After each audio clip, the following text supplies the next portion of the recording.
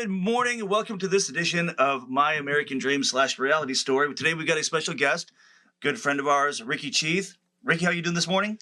I'm great. It's a good fall Minnesota day, Mike. It is. We're just talking about that. It's going to be like 80 degrees today. It's freezing right now. It's that time of year. So thanks for coming in today. Thanks for doing this. You know, a lot of our agents, a lot of our people in the industry know who you are, but sometimes I wonder, do they really know who you are? Do they know what you really do, where you're really at in the industry, and more importantly, how you got here?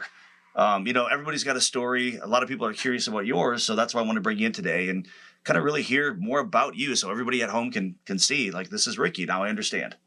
Yeah, I appreciate the opportunity to come and not only talk to you, my good friend, but also share my story, because hopefully my story will inspire others to achieve their own greatness. Yeah, that's what we're looking for. You know, I mean, and I think that's why we really do this. You know, when we call it the My American Dream, you know, story, or My American Dream reality, or My American reality story, not just American Dream, is because the American Dream, as we know it, has gotten much harder to achieve, right? So the American Dream, we really frame that around upward social mobility, the pursuit of self-interest, how much homeownership is a part of that, how much stability of homeownership, how much it does for people to better their lives. And, you know, me, as I was saying to you before the broadcast here, I was 21 years old when I bought my first house. People just don't do that today. You know, I mean, people are unable to. They're waiting so long. You know, when you're on that side of it with the lending side, you're seeing that even more than I am. You're looking at people's finances and their ability to purchase, and it's compromised right now, but not impossible. That's really what we're talking about here. It's not impossible. People are still pulling it off because of people in our industry, because of the practitioners that are helping people, inspiring people. And that's what I want you to be able to do, tell your story today, so others that are struggling to really kind of hit their level of success can hear from others like you and think, well, if Ricky can do it, I can do it. That's the idea. Yeah, most definitely. I mean, the fact of the matter is that everyone's got a story. Mm-hmm. There is no such thing for most Americans, that easy button. No. Right? There's adversity around every corner, or almost every corner in our lives. Mm-hmm.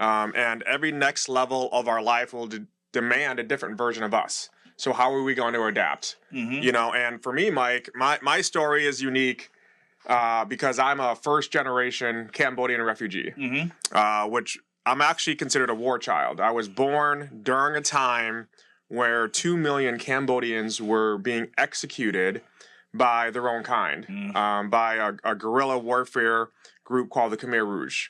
And my father, he was on the military government side, like what the CIA is kind of here, Mm-hmm. you know, in terms of undercover operations. Mm-hmm. That's what he was doing for the Cambodian government. Gotcha. So we had to flee. I was just a child. We would have to travel at night through landmines, and then we'd have to find safe, hidden places to sleep during the day so we wouldn't get caught by patrols. And we went on foot from Cambodia to Thailand, which took us weeks and weeks and weeks going through landmines. The Thailand refugee camp was too packed, overrun, so then we had to go from Thailand to the Philippines. And that's where we got our papers to come to the United States under political asylum. Now, most people would be like, wow, that's a blessing. And it was. It was definitely a blessing. But now imagine this, Mike. Back in the early 80s, churches, not government institutions, sponsored refugees. Mm-hmm. So a small church in Janesville, Minnesota, which is southern Minnesota, they sponsored our family of 7. They helped us get an apartment. It was a 2-bedroom apartment for a family of 7. And back in the early 80s, you know, Janesville was like a very, very small farm town. Mm-hmm. We were the only minorities in the town. So now, you know, inject a family of 7 that there was only one person that spoke English, my father. Mm-hmm. You know, we were living off church donations, clothes, food, all that kind of stuff. They helped my father get a job. You know, he worked a full-time job as a machinist, and then went to night school to get an American education. Mm-hmm. And my mom worked 2 part-time jobs, and then went to church night school to learn English. Got it. Right. So between the 2 of them, I never saw my parents. Right.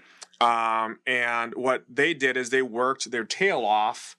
And because of that, we were able to go from a 2-bedroom apartment one year to a 3-bedroom apartment. Mm-hmm. Right. Then a 3-bedroom apartment to a larger apartment for 4. And then we moved again, and we were able to rent a 5-bedroom house. And this kept going on and on and on. So for people that don't know, how many family members are we talking about here? 7. Right. Yeah, that's an important fact. Yeah. Yeah. Yeah, there were 7 of us. So again, now 7 in a 2-bedroom apartment seems cramped, but when you just came from a refugee camp, you know, you got elbow room at that point. That's that's like the Shangri-La, right? You know, and also at that point I didn't know we were beyond poor, right? Because there was no scope of scale, right? So, but I moved with my family from place to place to place, and we didn't have that housing stability. Right. And the reason I'm telling the audience this is because it relates to my why I'm doing what I'm doing now. Now, fast forward, I'm in the 6th grade, and my parents sat us down and they said, we bought this house. And as a 12-year-old, I didn't know what that meant, Mike. Right.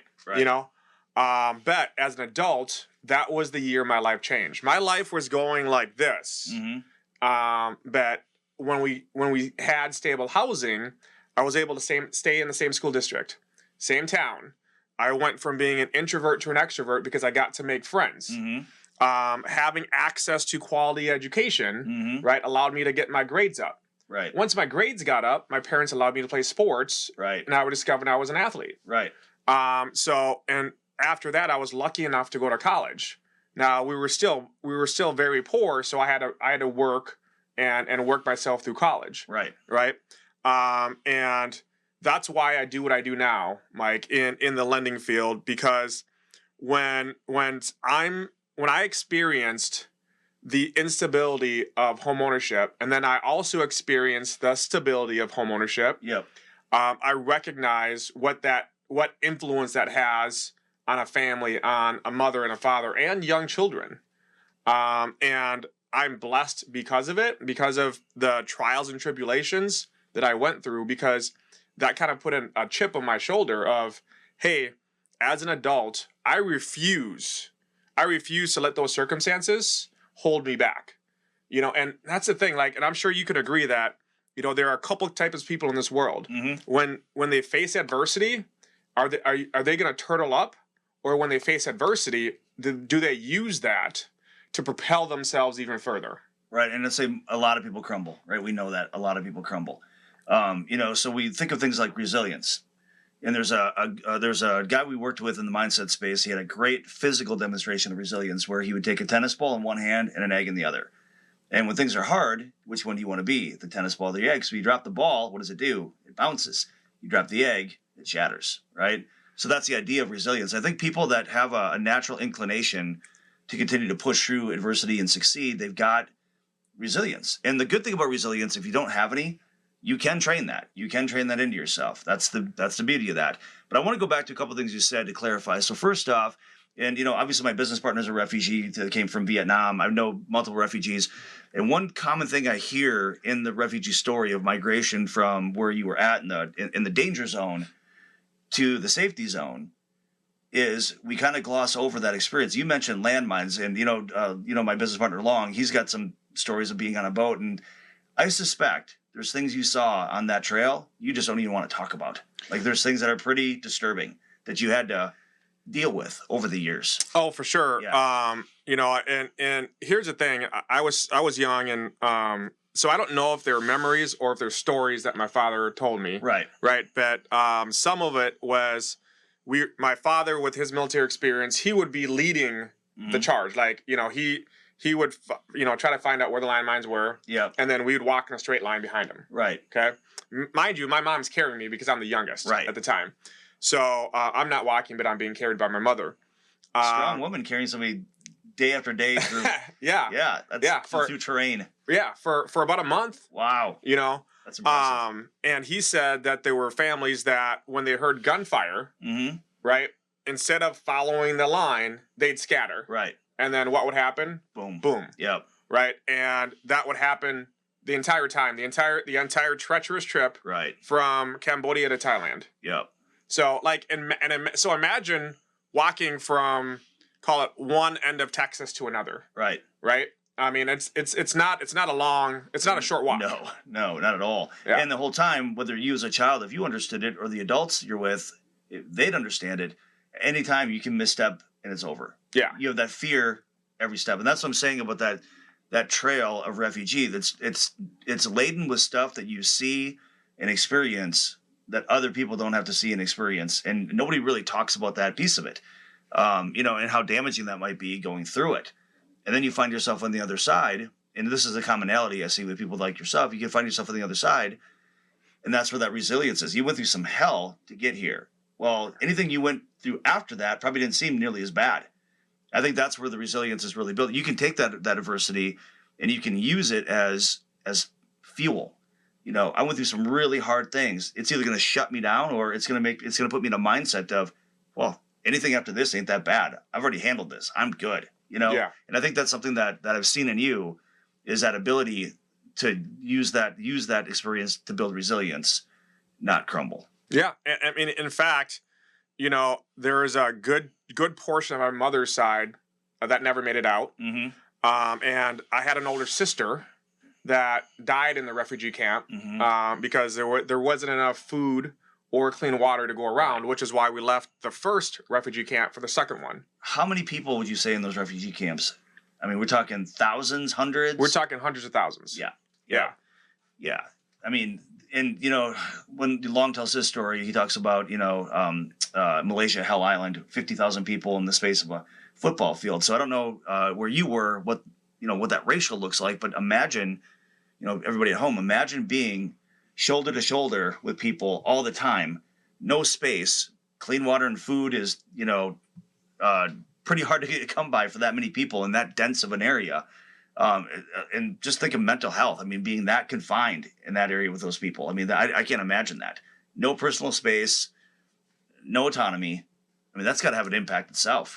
Oh, it does. It does. And which is why I've got this this certificate. So I've got this shrine, this wall at my house, and there are a few things that are framed. One is a certificate from the Philippine government. Okay. And when my father took us to that refugee camp, they quickly realized he had military experience. And they gave my father a certificate for outstanding service because he helped organize the Philippines refugee camp. Right. And he didn't have to do that. Right. But he saw that there was a need and he took charge. Right. And so he's got this nice certificate from the 80s, late 70s, early 80s about, his part in helping organize that refugee camp. Right. And then another one that is framed is the actual letter from the U.S. Embassy granting us political asylum to come to the United States. Yep. That's pretty cool. When you think of those refugee camps, what starts out as a humanitarian effort ends up inhumane. Yeah. And it's just due to lack of resource, I'm sure, and lack of, management or poor management. I mean, how do you manage hundreds of thousands of people in a small space, and do that humanely and effectively and with limited resources? It's tough. Thank God that they're around, but you wouldn't want to stay in one long. No. So anyway, let's talk a little bit more about then, you get here, you're experiencing the instability of not having home ownership, and the instability that you mentioned. You talked about moving around a lot, not really growing roots, not really, really settling in and working on your growth, right? But when the home ownership comes into the play, and this is what I love about home ownership, and I think this is where people misunderstand or misinterpret what we actually do in this industry. Because when I ask people, what do you do? What business you in? I sell homes. That's actually the platform you use, but that's not actually what you do. We're really in the empowerment business. What we're selling is the American dream. What we're selling is a better life. If you look at the statistics around home ownership, we're talking about 600% more wealth, and that's without home equity. That's without the equity of the home. 600% more wealth among homeowners than renters. Way better, success rates in marriages. I mean, way more stability with jobs and way higher education. I mean, every metric that you'd weigh in to say, what creates a better life or a better experience of life, homeownership has a positive effect on those metrics. So what we're actually selling here isn't homes. That's the platform we're working in within real estate. But what we're selling is a better life. We're selling empowerment. We're selling development, personal development, and it's all wrapped around stability, I believe.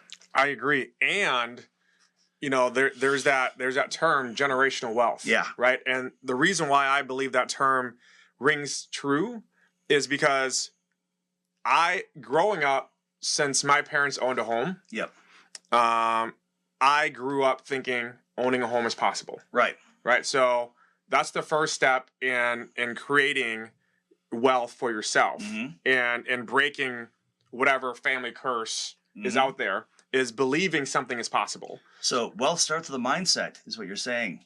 Yeah. It really does. It does. Yeah. It does. Because for those that see their parents renting and their grandparents renting, they may grow up with a different mindset of home ownership isn't possible for me. Right.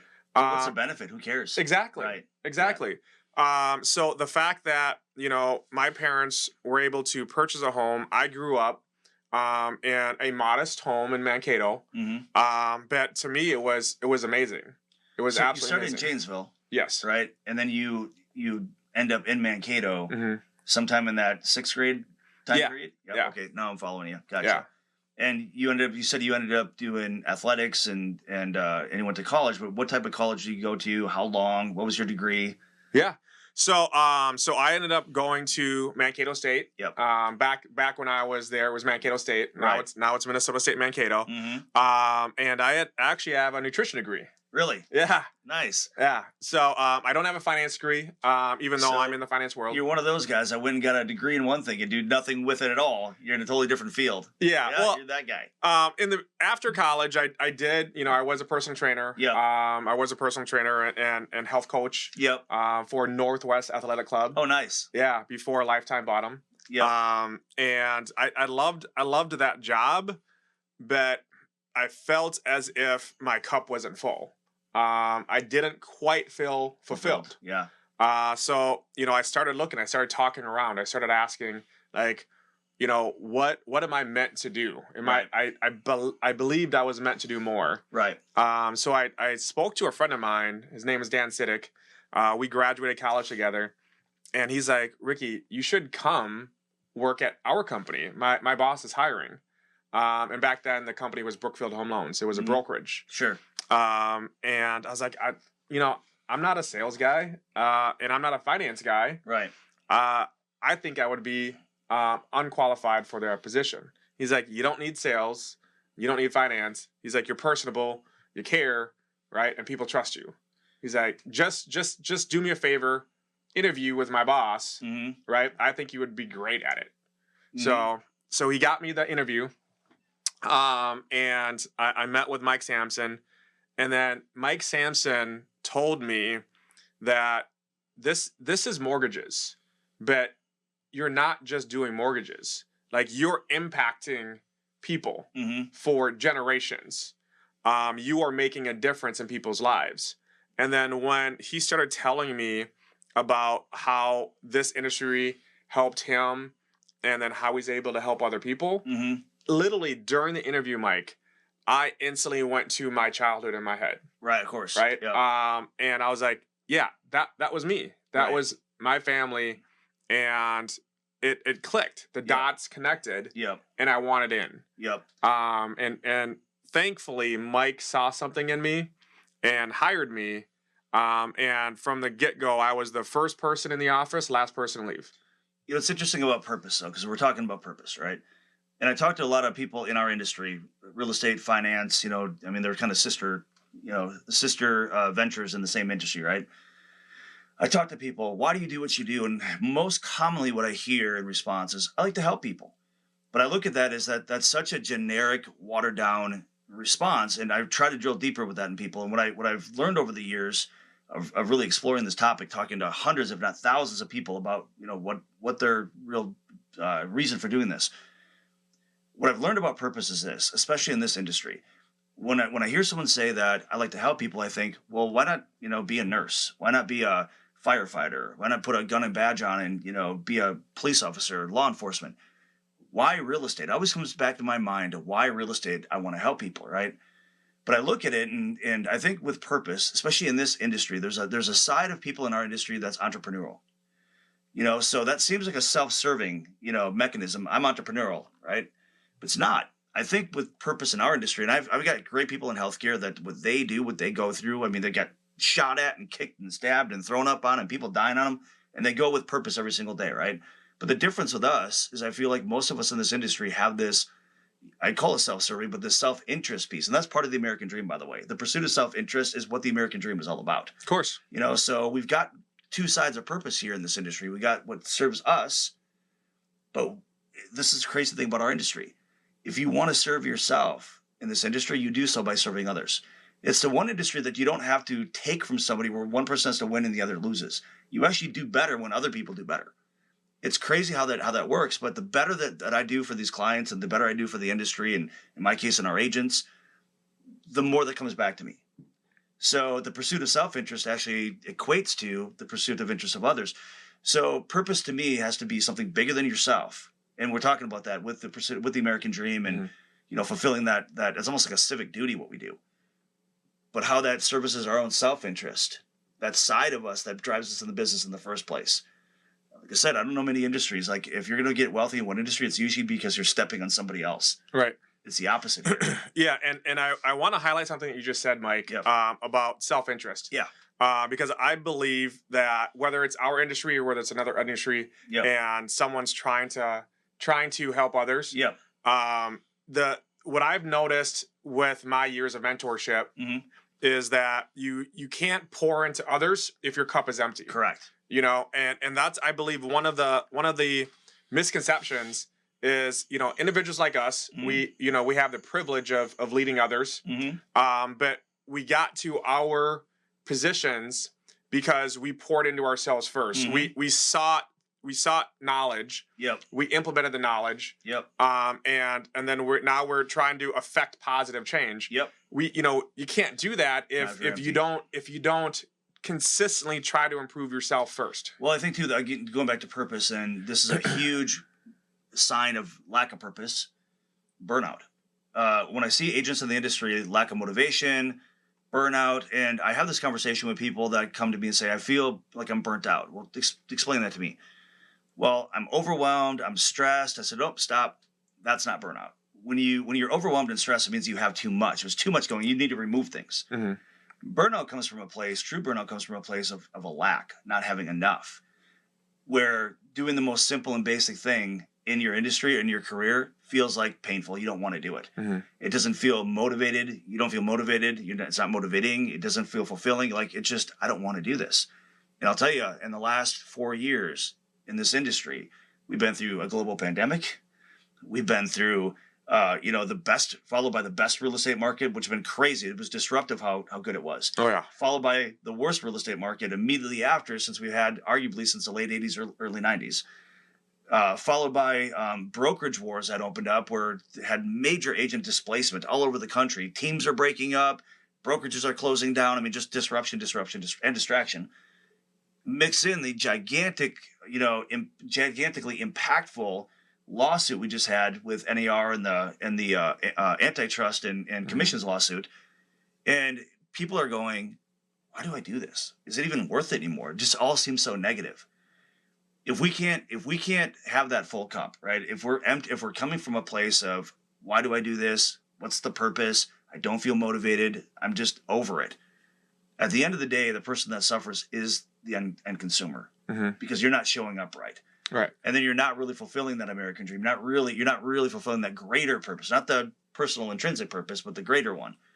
So my whole thought on that and why your cup needs to be full, you have to continue to fill your cup. You have to continue to come from a place of purpose, come from a place of contribution, come from a place of I'm so full myself, I need to pour out into others. Yeah.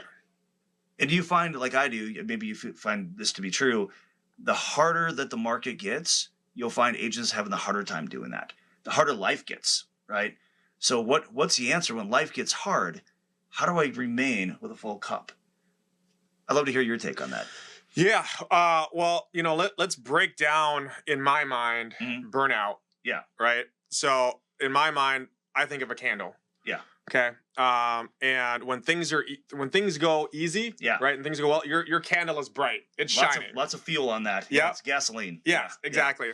When things get tough, that candle starts to dim. Yep. Right, and then sometimes, or many times, it goes out. Yep. Right, burnout. So Mhm. there's no more burn of the candle. Right, Because you're expected to still have the same illumination.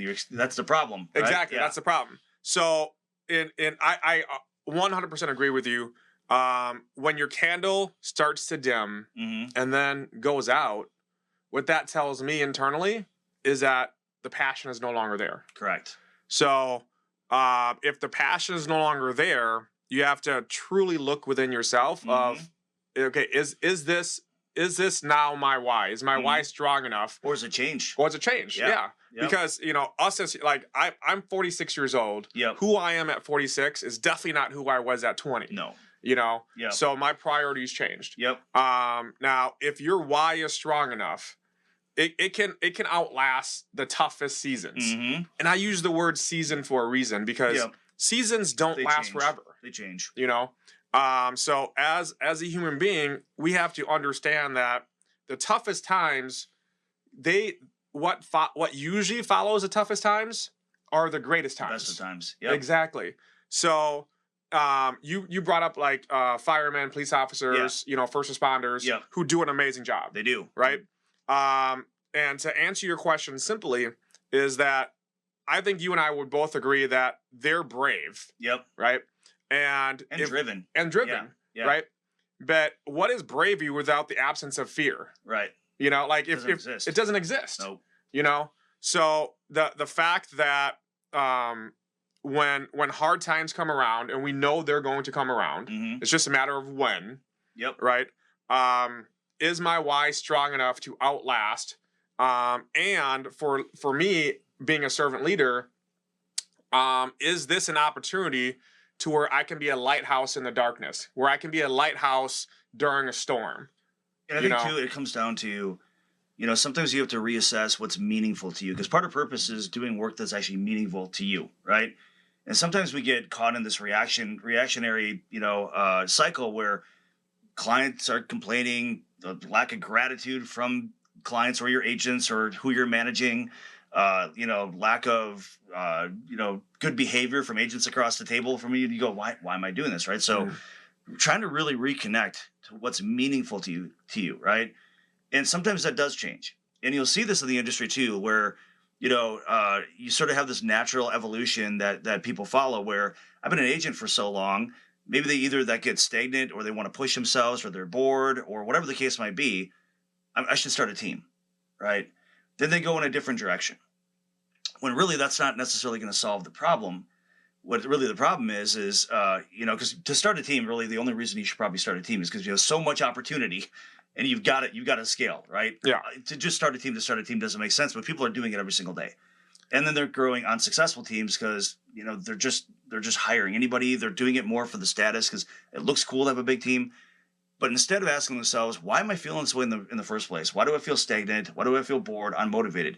Sometimes we need to dig into that. We need to figure out what it is that's meaningful for us. Maybe working with first-time home buyers the way that you did for the last 8 years, maybe you need to do something different, right? It doesn't necessarily mean you have to go the team route. And I'm using the team route as an example, not the only thing, but it's just an example of how we have to kind of reconnect, figure out what's meaningful to us now, both from the big picture, bigger than me. I still need to connect to something bigger than myself, but also intrinsically, self-servingly, self-interest, what's meaningful today. And think your circumstances change. I mean, what if when you started this, as an agent, you were very broke. I mean, you could barely afford, Taco Bell. Yeah. Now all of a sudden you've got, 800 grand sitting in a bank account, your house is paid off, and you're like, well, my motivation's changed. This is no longer a matter of I have to make money in order to survive. I'm comfortable now. So now what? Did they lose the hunger? Right. That's my point. Yeah. It was connected to that fear, right, of loss. What are we going to connect to now that's meaningful to you? The fear of loss. I don't want to lose my stuff. I want to be able to afford lunch. If that was meaningful at the time, what's meaningful today? I think we all need to sometimes stop and think about that, And I think that's the thing you've done a really good job with, and that's why I want to highlight this topic. Throughout the years of going through some very hard beginnings, coming out of that, building resilience, seeing opportunity through chaos, continuing to with your upward mobility. That's one thing about you, and I wanted to point this out, is you've always had upward mobility. You don't just stagnate, you know. That's why I wanted to touch on this topic of what's meaningful for you. How often do you have to go back and say, now that I'm at this, not this level no more, I have different challenges, different things I'm facing, different things I'm thinking about. Now I'm here. Mm-hmm. How do you connect to what's meaningful? Has that changed at all, or has it been pretty steady for you? No, it's definitely changed. And you know, if we're being completely honest, when I got into the business, you know, I was obviously quite a bit younger. I was in the business 18 and a half years ago. Mm-hmm. And getting into that business, yes, I wanted to change lives. I wanted to make a difference. But also being in the mortgage industry was more lucrative than being, you know, a health coach and a personal trainer. I was was hoping you're going to touch on that. That, you know, of course it is. The self-interest again, the self-talk, the entrepreneurialism. Yeah, you fit that bill. Yes. Yeah. So, you know, earlier on in my career, I wanted to help people, but I wanted to make more money than I was making before. Yep. Right. I wanted to upend my life to different heights. But you wanted to you know, realize all your hopes and dreams. But you want to do it in a way that didn't step on others. You want to do it in a way that brought others up. That's the contribution, collaborative mindset that I see in our industry that works really well. Right. Versus, I need to win and you need to lose. Yeah, rising tide lifts all ships. Yes. I'm a firm believer in that. I'm also a firm believer in, as you climb, right, it is no longer, hey, you're my competition. Nope. You know, as you climb, it should be collaboration. Yep. Over competition all day long. You know, because there's going to be other people that are smarter, more talented, you know, and they're willing to work with you. They're willing to help you, and that's the beauty of what we do, Mike. That's the beauty of our industry, is that there are so many other people with a wealth of knowledge that are willing to share their knowledge, and they may work for a different company. Right. You know, they might be right in your office. You never know. Yeah, you know? Exactly. You just have to open your mind to accept the coaching. And I think too, the term I love around this is co-opetition, because even though we're all technically competition, right? Yeah. Doesn't mean you can't cooperate. Doesn't mean that you can't collaborate. Doesn't mean that you can't because if you're better at what you do, I mean, you're in a different industry than me, but if you're better at what you do, right, and I'm your, you know, competition in a different office or different company, by me being better at what I do, does that not raise the whole industry up? Do we all not get better? Which then again, as a consumer advocate, who's going to benefit from that? Yeah. The end consumer. You know, the better the end consumer does, the more they go out and buy more houses and do more loans and things of that nature. So, I mean, to me, I look at the macro, you know, effect of it. Mm-hmm. You know, that co-opetition, that cooperation between competitors is what grows the industry, and at the end of the day has a much more positive effect on the end consumer. If the end consumer is doing well, we're doing well. Yeah. Yeah. Most definitely. And, you know, and also going back to your statement of, you know, as I'm climbing, has that changed? Yes, it, you know, because now I'm a father of 3. Yeah. Obviously when I got in the business, I didn't have any children. Right. Now I'm a father of 3. I'm married. Mm-hmm. Well, your wife is an amazing woman, by the way. Love that girl. So yeah. You did really well there, buddy. I'm going to tell you. She's awesome. Shout out Patty. Shout out Patty. Yeah. Yep. But as you know, being a father and being a husband, I now have children that look up to me. Yep. And I want them to be so proud of their father that they can be like, yes, my father helps people. Mm-hmm. You know, he's creating a legacy that will span decades. You know, decades after I'm gone. And then they hopefully will pick up the mantle, right? And we talked about generational wealth, but you know, you're probably going to impart some of that on them, that they're going to turn around and continue that legacy. Oh, for sure. Like my oldest son, Kai, he's going to be a doctor. Right. You know, Patty's super proud being Asian. You obviously want a doctor in the family. Right. So she gets that. Our middle daughter, Bailey, you know, she's 12 and she already has that servant heart. She's like, hey, you know, can we help? Like if she sees a homeless person, she wants to help that person. Right. You know, she sees someone down on the luck, she wants to help that person. Mm-hmm. And as a parent, that just makes my heart glow. Right. Yeah. So you're, again, going back to that upward mobility as you have grown and evolved and gotten more successful and your circumstances have changed, you might have had to readjust what's meaningful to you and why you're doing what you're doing. But I think the difference between you and others, I think you're more self-aware of it. And that's where I think people struggle in this industry when they lack the self-awareness to go, what is actually meaningful to me? And I'm just going through the motions, getting through deals and getting through files and dealing with the problems of the day. You're being reactive. They don't stop and actually take the time. And sometimes it's great to just get away for a weekend, go to the North Shore, lock yourself in a cabin, go somewhere, not Vegas where you're going to party, but go somewhere and just, meditate on it. Like, what is actually meaningful for me? What do I value today? At 21, I valued very different things than I do today. Right. And those values dictate your behaviors. Yeah. Because they're your beliefs. They dictate your behaviors, which then dictate your outcomes. And if your values are not in line with your behaviors, if your beliefs and your behaviors are off, that's a conflict right there, And you might be doing something in your work that doesn't really resonate with your values. Maybe you're not fulfilling those values. So I'm a firm believer that self-awareness and understanding what's meaningful to you and why you should be doing what you're doing, how it connects to a purpose bigger than you, but also on this side of it, how do you actually grow yourself? What's the self-interest piece that you're fulfilling? Because if you can't answer both of those things, something's missing. Yeah, that's a great point, Mike. Let me break it down this way. So any good business person worth a darn will have some sort of written business plan. Yeah, they will. Right? Yep. Now, when you have a written business plan, no matter how great it is, you're also going to go back to that business plan and then do some assessment. Hey, which part of the plan is working? Which part of the plan needs to get altered and changed? Right. And you may be doing that monthly. You may be doing that quarterly. You may be doing that semi-annually. Right, but a good business person is going back to their business plan. It's a roadmap, right? Yeah, and they're making their adjustments. Yep. That's the same thing with oneself, right? Yep. You have to go back and do an honest self-assessment of, hey, where are my blind spots now? Right. Right? Did I develop new blind spots? And here's the thing about blind spots: if you don't do an honest self-assessment, you will never discover them because they're called blind spots for a reason. Right. I agree with you. And I think there's an advantage to those that have gone through things like you have. I think a lot of people have gone through some hard things, broken families, stuff like that. But when you add extra layers of it, people that escaped war-torn countries, people that had extreme violence in their life, whatever it is, and they've overcome it and they've managed not just to survive it, but thrive through it. Right. I honestly believe there's more of a self-awareness of what's meaningful and important to that person because they've been on the other, so far on the other side of it, of how bad it can be.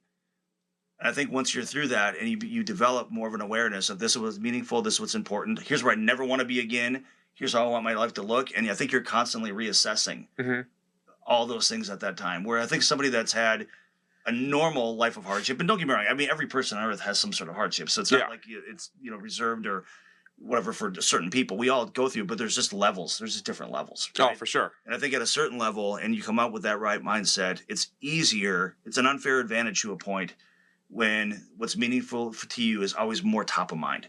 Yeah. I think common normal people have to really kind of sit in that and meditate on it and think about it. It's harder for them to figure out, I think. Yeah. I will say that. I've noticed that as a trend. So the harder the crap you go through, the more resilience you build, the more self-awareness you build. Those are common traits, right? I believe, of success. Well, and that's because for me, I was beyond poor. Like we were, we literally had $0. So you're more aware now of the value of money when you never had to worry about it. Yeah, and you didn't lose any real sleep over money in your life. Oh yeah, I'm sure my checkbook's a little light this month, and I'll pay my bills next week. That's not what we're talking about. Yeah, when you're absolutely destitute, you understand the value of a dollar. Differently, and you understand you sense the lack of them as you're losing them later in life, like where other people are just like, yeah, I'll be fine, I've never really went through anything because of this, it's a different story. I don't ever and don't get me wrong, my parents loved us. My dad is my hero. My mom and my father, they taught me the work ethic I have now. Right. But we were beyond poor. I never want to go back to that. No. So for the rest of my life, you will work your tail off not to. that is part of my reason to continue to work. What's meaningful for you? Yes. Exactly. So I also believe that we talk about why, we talk about purpose. It's okay to have layers of whys and layers of purpose. It is. It's kind of like a pie chart. It's not a one. Yeah, it is. It's not. It's like your values. Right? You don't just value one thing. Right. You might have 20 different values, but 3 or 4 are core. Yes. Exactly. Yeah. Exactly. And when you're reassessing yourself, you know, your values are going to change. They do. You know, Yeah. so the percentage of, hey, I want to generate wealth, Right. right? That's still there, but now it's no longer a large percentage. Yep. You know, now it's a smaller percentage because now it's I want to create a legacy. Yep. You know, and that's true for me. I'd ask you this. This is a strange question considering what you went through and have seen and the hardships. But do you ever find yourself having gratitude for that experience? Do you feel that that has shaped you into something better today? And it's hard to say it, but I have gratitude for this horrible time in my life. But I personally, for some of the things I've been through, have that gratitude because I know that had I not gone through, as hard as it was, as miserable as I was, as hopeless as I felt, I wouldn't be who I am today. Yeah. Which is it's a weird concept to think like that way. You know, like Mhm. you don't ever want your kids to go through it or people you love to go through it, Yeah. but you're grateful to a point that you did. 100%. I mean, you hit the bullseye with a blind on right there, blindfold on. You know, I as I was going through, and I still go through moments Mhm. of of despair or Right. things that aren't going right, Right. and sometimes I find myself like, "Woe is me," Right. but then I snap out of it, Right. because as human beings, I humbly believe that we learn the most when things aren't going right. Mm-hmm. It's that old adage, easy times create weak salespeople. Yeah. Right? Hard times create the best salespeople. Yeah. So Well, it's a cycle, right? So yeah. hard times create hard people. Yeah. Hard people, create easy times. Times create weak people. So Yeah. it's a cycle, right? That's Yeah. a constant cycle. So, and that's where I look at an individual level, right? As a human being, you go through some hard times, it's going to make you a harder person, Mhm. And I don't mean harder in terms of meaner, or callous. What I'm talking about is, it's going to be harder to hurt you or affect you. Yeah, you're more resilient. Yes. Yeah. Yeah. And I guess the last thing I'd say on this is because I want to really drive this point home for everybody is it's the old quote too that pray not for an easy life, pray for the ability to handle a harder one, right? Yeah. And nobody loves adversity and hardship, but that's what people grow in. Like, that's how you become your best self is going through things, So sometimes you have to lean into that, Yeah.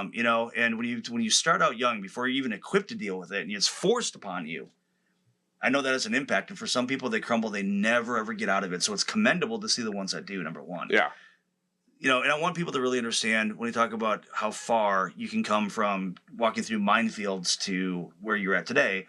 I want you to touch really quick on where you're actually at today. You're a humble guy. You don't like talking about yourself a ton this way, but, give people an idea what your title is, where you come from, the people you manage, the things you built, the volume you've done. I want people to understand where you've actually gone to. Yeah. So my current title and my current job today is I'm the Senior Vice President of Regional Development and Diversity Lending for Granite Bank. Mm-hmm. Granite Bank is a local bank here in Minnesota, but just recently we're growing our national presence now. Mm-hmm. In fact, so I've been there now for 6 months, Mm-hmm. and in the 6 months that we've been there, we've tripled our presence. Mm-hmm. We tripled our size. Mm-hmm. And I'm proud to say that I had a part in that. And not only am I the senior vice president, I'm also on their executive board.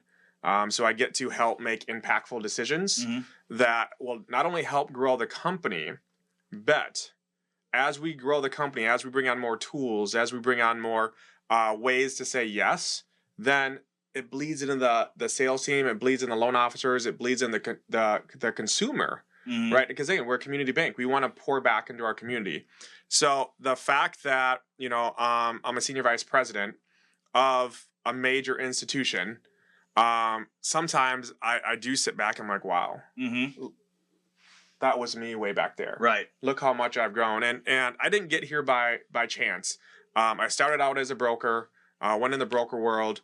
I was an individual contributor as a loan officer. My best year was $60 million, which may not seem like a lot to some, or it may seem like a heck of a lot to others. But $60 million is a lot. It's a lot. And then I started to get that itch of, okay, the money's great, and helping so many families is amazing. And I still get like thank you cards and still get text messages and phone calls from past customers. But again, I hit a level of I want more, Mm-hmm. and not I want more monetary wise. It's like I want to do more. So then I started going into the leadership route, Mm-hmm. and I was a branch manager. Now I call that a branch leader because I think leaders are different than managers. They are. You lead from the front versus manage from the back. Yep. And then went from being a branch leader to an area manager, area manager to a regional director, and regional director to senior vice president of a major organization. So even though you're making all the money, 60 million back when? How long ago? That would have been about 16 years ago. So the average sale price is very different. Yes. Back then. So 60 million in today's terms could have been 80 or 90. Mm-hmm. So let's keep that in mind. But you're making all the money you need to make. You figure out that, again, self-awareness. You figure out something's missing. If you'd have stayed on that track, you'd have probably ended up with burnout. Yeah. Right? That's what we're talking about. So your candle was getting lower, right? You had to figure out what's meaningful to me. So aside from contributing to society, the American dream, the civic duty of providing that stability for everybody else, and aside from making all the money, intrinsically, that's what you started needing. Yes. Once that got fulfilled, you added another layer to it. Mm-hmm. I need to lead. Yeah. Right? That's exactly what I've been talking about. How to get in touch with your, what really is meaningful for you, what really drives you, what you need in order to feel that fulfillment and have that full cup. That's what I want these agents and loan officers to hear, that you need to check in with yourself constantly on that.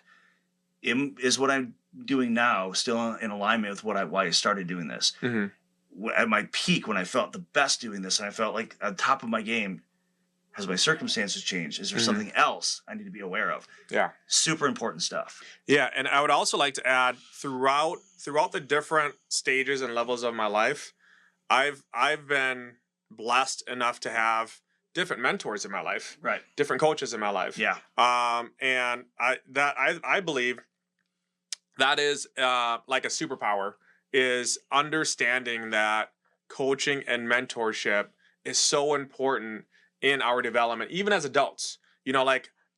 Playing sports, you had coaches, right? And a coach's job is to make you better at whatever position you're playing. Yep. Right?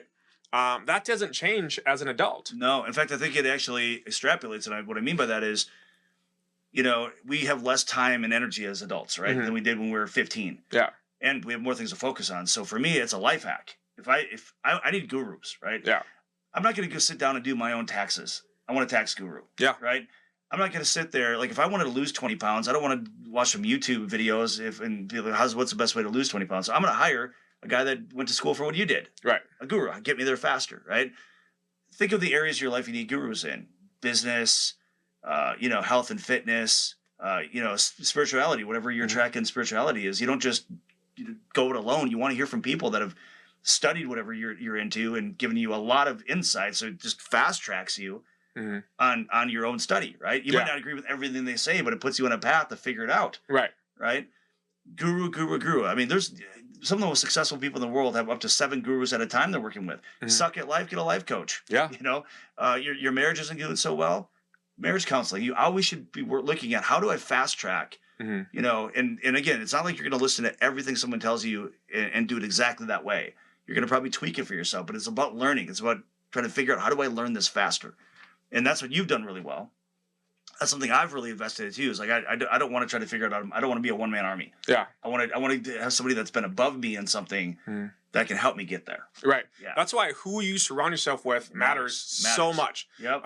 And it's the power of networking. I actually was talking to one of my mentees the other day, and she was saying, "Hey, Ricky, what is one of the reasons for your success?"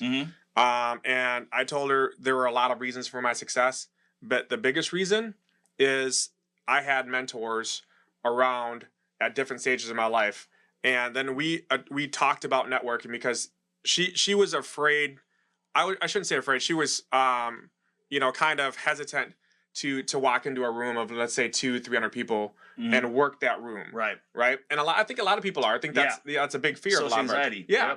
Yep. But I broke it down like this: is in that room, if I said, hey, you know what? If you can create a conversation with 1, 2, or 3 people in this room, I can guarantee you your life will change for the better. Right? and if I had a magic wand, right, and I could predict the future, would you not go out and try to find that 1, 2, or 3, people, and be like, hey, are you the person that's going to change my life? Are you the right? But take away the magic wand. That's reality of networking, of finding out, other people and making sure that, hey, I can help you, right? And they may be able to help you as well.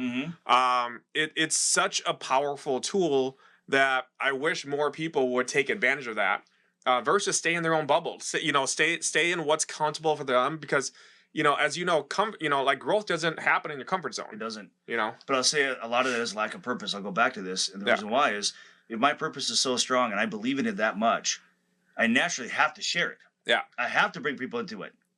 I have to be like, I got something that you need to know about. I believe in it that much. When you lack confidence sometimes in what you're selling, right?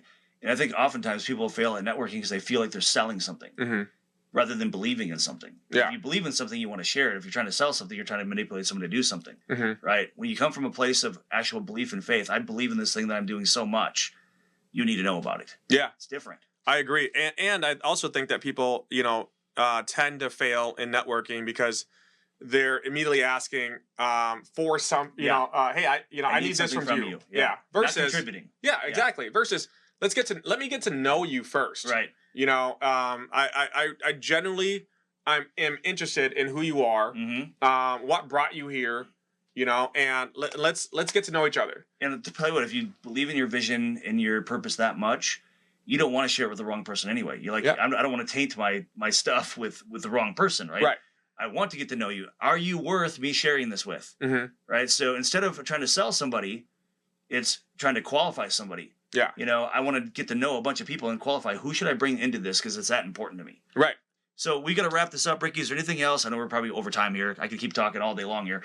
Anything else you want to share before we wrap her up? Yeah. I want people to remember that no matter how difficult things get, no matter how dire things may seem, right? Again, it's everything is cyclical. It is a season, and the more difficult season you go through, the bigger the blessing on the other end. Be grateful for it, actually. Be very, very grateful that you're going through what you're going through, and you've survived 100% of the bad days.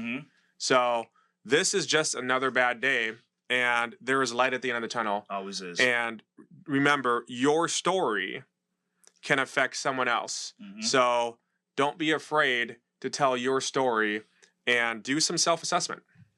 Love it. With that, ladies and gentlemen, like I said, me and Ricky could sit here and jam all day long. So we've done that before.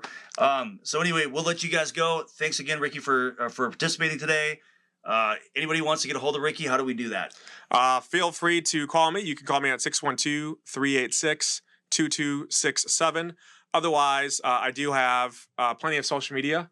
I have my social media handle is Cheath Ricky, and that's on my Facebook, or The Real Ricky Cheath on Instagram. Perfect. Just stay off his OnlyFans page. We'll be good. Thanks, Mike. All right. Thank you.